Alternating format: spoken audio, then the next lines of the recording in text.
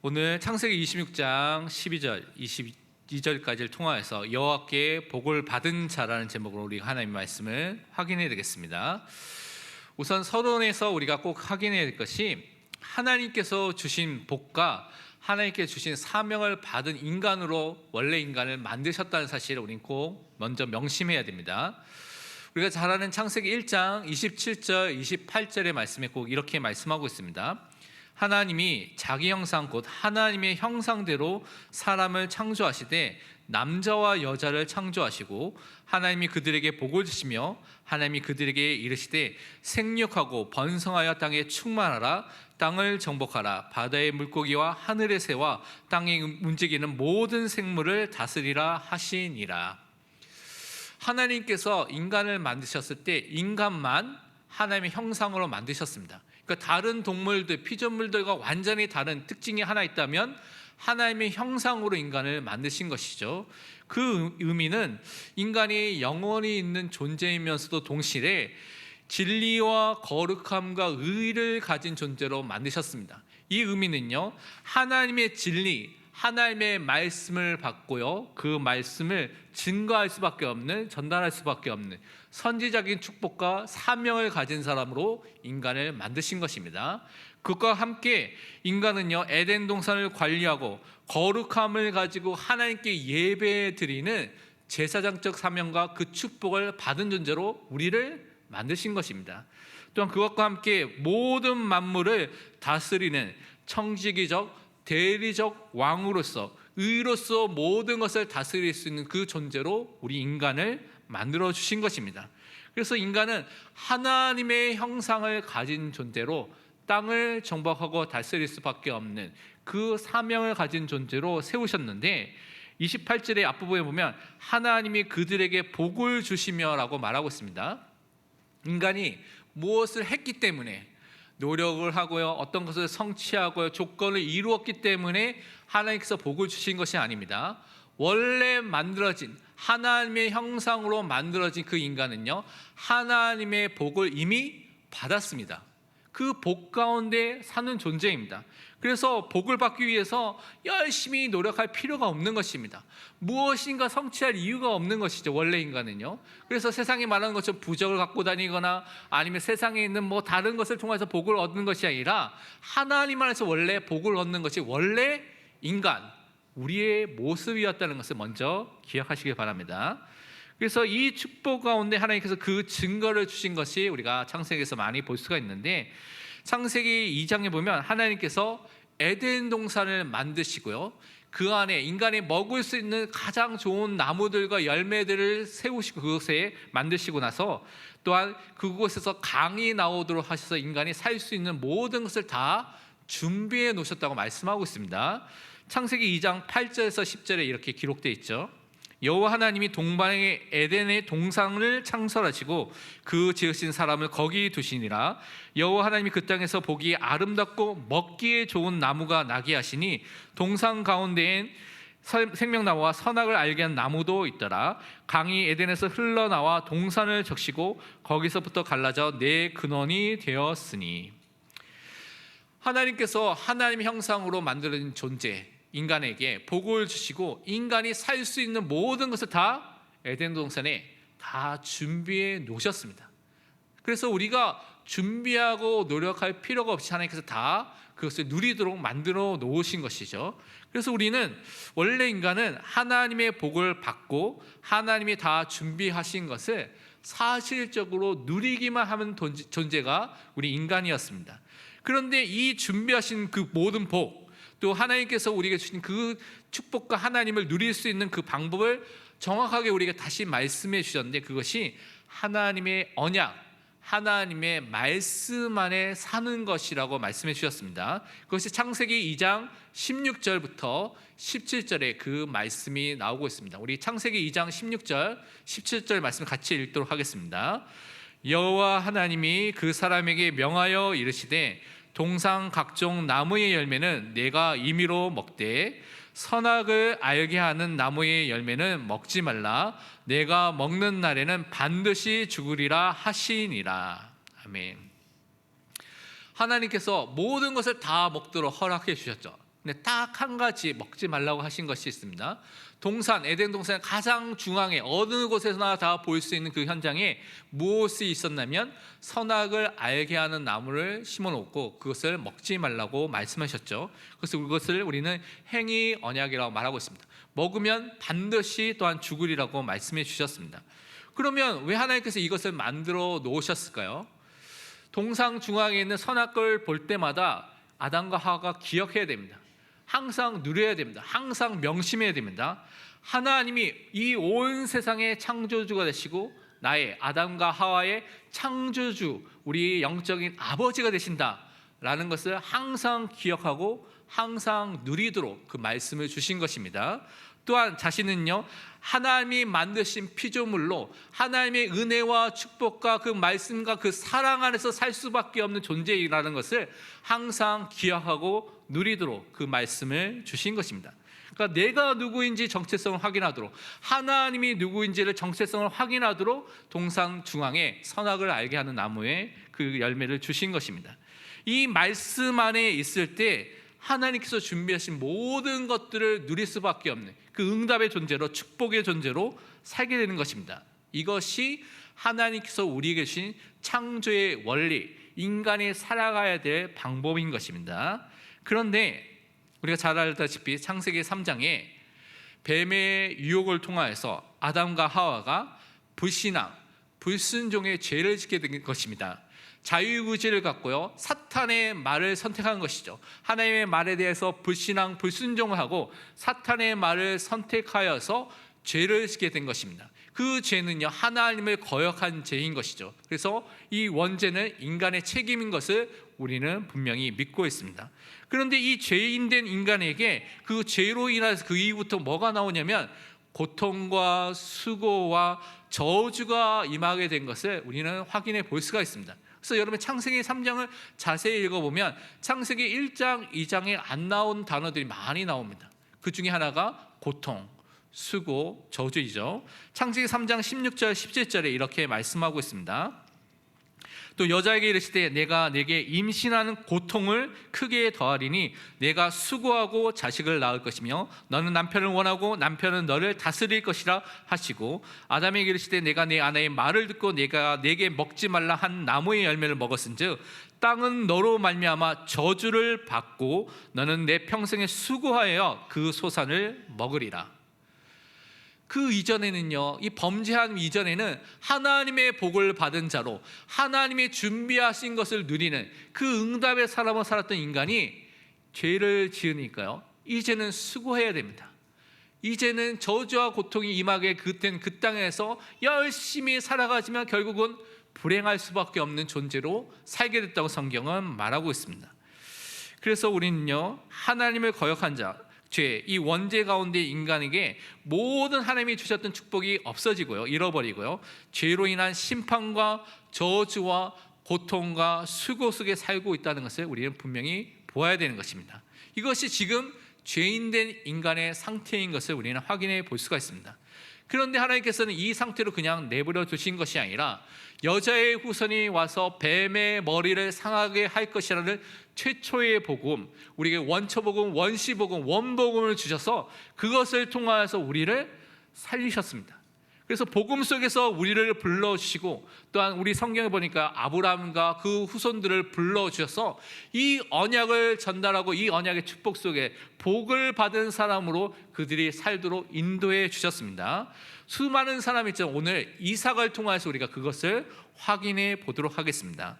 먼저 첫 번째 우리가 이삭을 보면요, 이 이삭은 언약의 사람이었다는 것을 우리는 확인해 볼 수가 있습니다.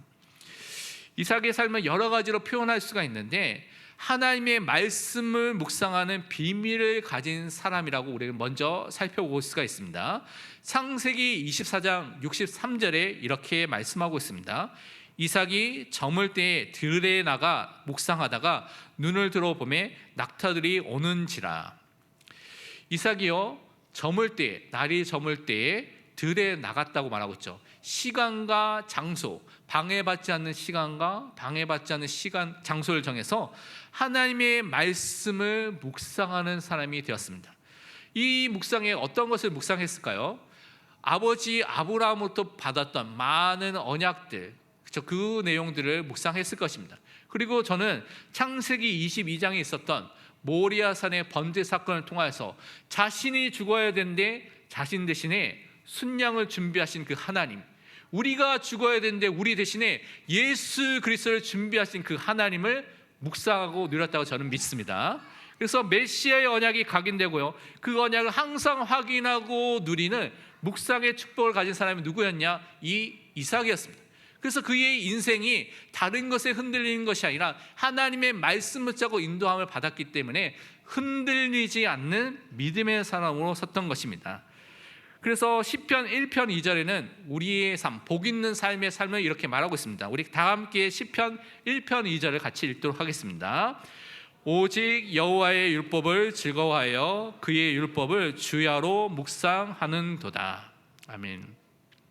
복 있는 사람은요, 악인에게 교만한 자의 자리, 그런 것에 가는 것이 아닙니다. 왜냐? 그의 관심이, 그의 마음이 어디를 향하고 있느냐?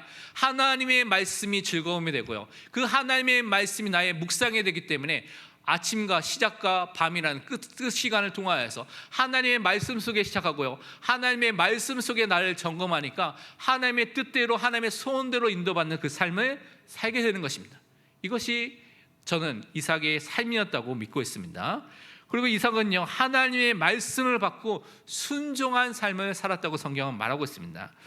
오늘 읽지 않았지만 창세기 26장 전반부에 보면 그 사건에 대한 얘기 나옵니다.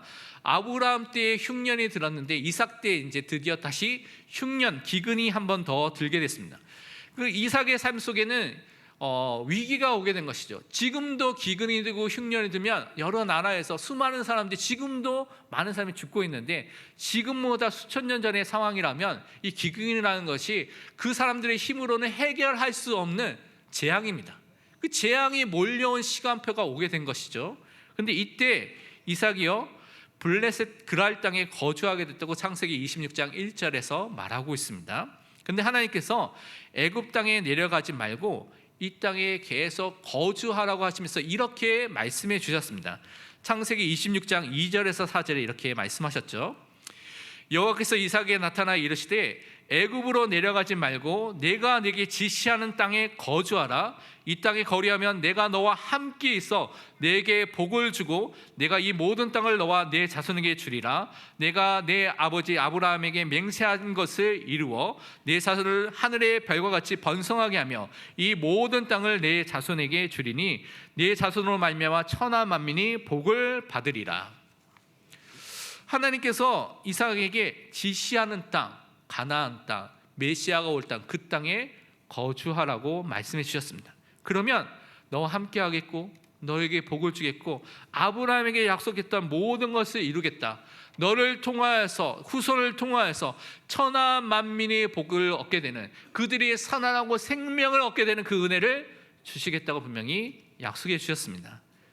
그래서 이 아브라함에게 하신 말씀을 이 이삭은 붙잡고요, 그 말씀에 순종한 것입니다. 그래서 창세기 26장 6절에 보니까요, 이삭이 그랄에 거주하였더니 그 약속을 믿고 그 땅에 이르는, 그 땅에 거주하는 그 축복을 누리게 된 것입니다. 그래서 이삭은 하나님의 말씀대로 순종하는, 말씀대로 사는 삶을 가졌던 믿음의 사람이었습니다. 그런데 그 땅에 거주했는데, 그러면 하나님의 말씀을 붙잡고 우리가 순종하면 아무런 문제가 없어야 되지 않겠습니까? 그런데 문제가 계속 일어나는 것입니다. 이상하죠. 말씀을 붙잡았는데 모든 것이 해결되면 좋겠는데 문제가 또 생길 수 있다는 것입니다. 이때가 중요한 것이죠. 이때 위기 속에서도 하나님의 보호하심이 있다는 것을 여러분 꼭 보시고 믿으시길 바랍니다. 이삭이 그랄 땅에 오래 거주하니까요, 블레셋 사람들이 자꾸만 물어보는 것입니다. 이삭 옆에 아름다운 여자가 한 명 있으니까 이 사람이 도대체 누구냐, 이 사람이 도대체 누구냐 계속 물어보니까 이삭이요, 그 아내를 뭐라고 말하고 있습니까? 자기 아내를 누이라고 말하기 시작합니다. 왜냐하면 생명의 위협을 느꼈기 때문에. 이 사람들이 물어본 이유가 자기를 죽이고, 여러 사람이 와서 죽일 수 있잖아요. 자기를 죽이고 부인을 뺏어가겠다는 그런 두려움에 쌓여서 그렇게 말하게 됐습니다. 창세기 26장 7절에 보니까요. 그런데 이 그랄 땅의 그 블레셋 왕이 있었는데 그것을 아비멜렉이라고 부릅니다. 그 아비멜렉이 우연히 이삭과 리브가가 껴안는 것을 봤어요. 하나님께서 정확하게 보도록 하신 것이죠. 그래서 그것을 보고 이삭에게 이거 어쩐 일이냐, 그러니까 내 부인인데 사람들이 날 죽일까 봐 누이라고 말했습니다 라는 것을 듣고 이삭과 리브가를 건들지 말라, 건들면 내가 다 처리하겠다라고 말해서 이제 그 백성의 명령을 내린 것을 우리가 창세기 26장 8절에서 11절까지 볼 수가 있습니다. 위기의 순간에 하나님의 섭리로 그들을 보호하시고 지켜주신 것입니다. 그랄 땅에 하나님의 약속 붙잡고 있은 그 땅이 축복의 땅인 것처럼 보이는데 사실은 위기와 생명의 어려움이 온 그 문제가 일어났던 현장으로 바뀌게 됐습니다. 그런데 그 현장에서도 하나님은요, 지금도 불꽃 같은 눈동자로 하나님의 자녀, 하나님의 백성을 지키시고 보호하고 계십니다. 그래서 여러분의 현장이 사망의 그늘 같은 그 현장을 다닐지라도 주의 지팡이와 주의 막대기가 여러분을 안위하시고 지켜주신다는 것을 반드시 믿으시길 바랍니다. 그러면서 우리는 두 번째로 여호와의 복을 받은 이삭을 우리는 말씀을 통해서 오늘 확인해야 되겠습니다. 이삭은요, 정말 복을 받기 위해서 열심히 노력했던 사람이 아닙니다. 복을 받기 위한 사람을 한 것이 아니죠. 이미 하나님의 복을 받은 사람으로서 그 모든 일을 했을 때 하나님의 복의 증거가 그의 삶 속에 나타나게 된 것입니다. 그래서 이삭은요, 하나님이 주시는 복을 약속대로 받고 확인한 믿음의 사람으로 섰습니다. 오늘 12절 13절에 보면 이렇게 말하고 있죠. 이삭이 그 땅에서 농사하여 그의 100배나 얻었고 여호와께서 복을 주심으로 그 사람이 창대하고 완성하여 마침내 거부가 되어 하나님의 말씀대로 그날 땅에 거주했는데 위기도 오고 어려움도 있었지만 하나님께서 그들을 보호하시고 지켜주신 은혜를 체험하고 나서 하나님께 예배하고 묵상하고 기도하는 이 이삭에게 약속대로 하나님께서 복을 주셨습니다. 말씀의 성취가 이루어지게 된 것이죠. 100배의 축복이라는 하나님께서 하시는 결실과 응답이 일어나게 된 것입니다. 하나님의 복을 받았기 때문에 그 사람이 이해할 수 없는 거부가 되는 증거가 나타나게 된 것입니다. 예레미야서 17장 7절에는 이 부분을 이렇게 말씀하고 있습니다. 우리 같이 읽어보도록 하겠습니다. 그러나 무릇 여호와를 의지하며 여호와를 의뢰하는 그 사람은 복을 받을 것이라. 아멘. 여러분이 눈에 보이는 세상, 사람, 돈, 권력 의지하면 뭔가 여러분이 힘이 될 것처럼 보이지만 성경은 그것을 의지하지 말라고 분명히 말씀하고 있습니다.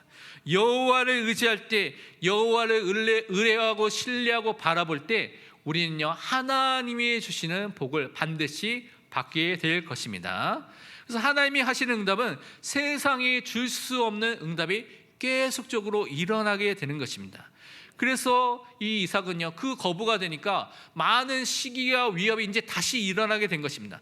근데 그 시기와 위협 속에서도 하나님이 주신 더 큰 응답을 받게 됐습니다. 오늘 맨 마지막 22절에 보니까 르호봇의 응답, 더 큰 현장에, 더 큰 하나님이 열어주시는 응답의 현장을 받게 됐다고 분명히 말하고 있는 것이죠. 이삭이 거부가 되니까요, 사람들이 너무나 시기하게 됐습니다. 블레셋 사람들이 시기하고 미워하게 됐죠. 그래서 우물을 막고 그랄 땅을 떠나라 라고 요구하게 됐습니다. 그래서 이 이삭은요, 그곳을 떠나서 그랄 골짜기에 임하게 됐는데, 근데 가는 곳마다 우물을 파니까요, 물이 나오게 됩니다. 또 샘 근원을 얻었다고 말하고 있습니다. 여러분이 이스라엘 땅에 가보면요, 거기 광야 같은 현장이고요. 그래서 그 땅을 사실 지금도 땅을 파서 우물을 얻고 물을 찾는 것이 막 어떨 땐 실패하기도 하는 것이거든요. 근데 땅을 팔 때마다 물이 나온다는 것은 거의 기적입니다. 이건 불가능이죠. 근데 하나님께서 함께 하시니까 하는 모든 일 속에서 우물을 얻게 되고요, 하나님께서 샘 근원을 얻게 되는 증거를 허락해 주신 것입니다. 그리고 계속해서 우물을 그 블레셋 사람들이 막고 다툼이 일어나고 시기가 일어나니까요, 계속 육신적인 싸움을 싸운 것이 아니라 양보하고 다른 곳에 또 파고 또 문제가 생기면 또 옮기게 됐습니다.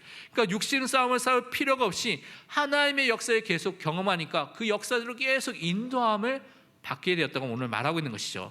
르호봇이라는 넓고 큰 하나님의 응답을 받게 되니까 더 이상 다툼이 얻게 됐습니다. 막을 수 없는 하나님의 응답과 막을 수 없는 하나님의 복이 임하게 된 것입니다. 이것이 하나님의 자녀, 하나님의 백성에게 하나님께서 역사하는 방법입니다. 그래서 우리는 정말 하나님만을 바라봐야 되겠습니다. 시편 62편 8절에는 이렇게 말씀하고 있습니다.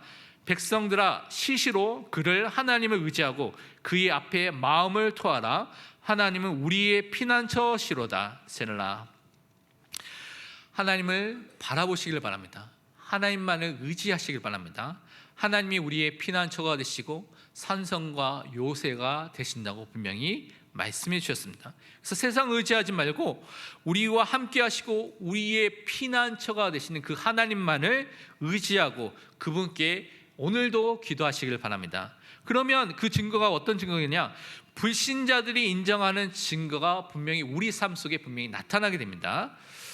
불신자인 블레셋 사람들이 하도 막 맞고 다투고 했는데도 이삭이 계속 하나님이 주신 증거를 보니까 아비멜렉 왕과 아홉삿이라는 그 친구와 군대 장군 비골이 그것을 보고 이삭에게 찾아오게 됐습니다. 그래서 이삭과 계약을 맺자가 찾아온 것이 우리가 읽지 않았지만 창세기 26장 23절부터 나오고 있습니다. 근데 그 중에 창세기 26장 28절 29절은 이렇게 말씀하고 있습니다.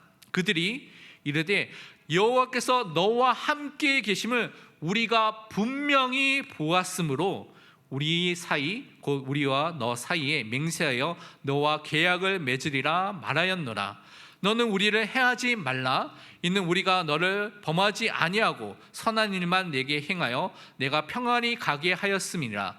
이제 너는 여호와께 복을 받은 자니라. 하나님이 우리 삶 속에 역사하시면요, 불신자도 인정할 수밖에 없는 그 증거가 분명히 나타나게 됩니다. 분명히 하나님이 나와 함께 하시는 그 증거가 불신자에게 분명히 보여지는 그 응답을 하나님께서 허락해 주시는 것입니다. 그래서 불신자들이 저 사람은 여호와께 하나님께 복을 받은 사람이라는 것을 분명히 인정할 수밖에 없는 은혜가 임할 줄 믿습니다.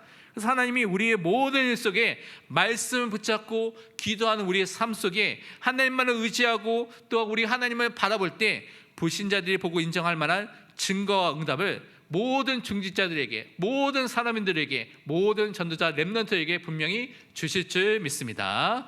결론으로 우리 두 가지를 붙잡고 우리 기도해야 되겠습니다.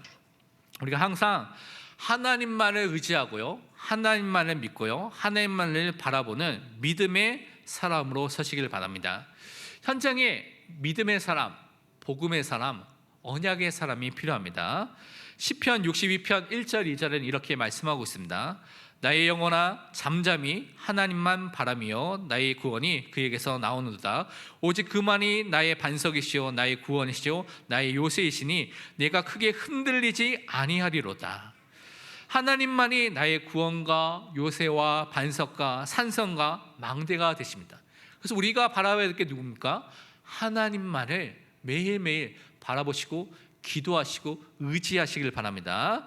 두 번째, 우리는요, 하나님의 언약을 끝까지 믿고 그 하나님의 언약을 끝까지 붙잡는 믿음의 사람을 설 때 하나님께서 우리를 지켜주는 응답을 확인하게 될 줄 믿습니다.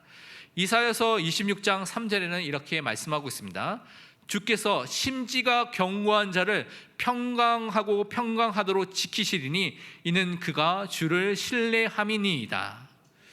우리의 마음, 이 마음이 견고한, 다른 말로 흔들리지 않는 상태 속에 있으면, 복음의 뿌리를 내리고요, 하나님을 바라보는 말씀의 뿌리를 내리고 있으면요, 평강의 축복을 주시고요, 우리가 정말 흔들리지 않는 은혜를 주시는 것입니다. 왜냐? 우리가 항상 하나님만을 신뢰하고 그의 말씀에 인도함을 받는 믿음의 사람이 되기 때문에 그렇습니다. 그래서 우리의 모든 성도들 또한 모든 사람들이 여호와께 복을 받은 자로의 응답을 누리시기를 축원드립니다. 기도하겠습니다. 하나님 감사합니다. 우리의 생사화복의 주관자 되신 하나님께서 우리의 산업의 주인이 되어 주옵소서.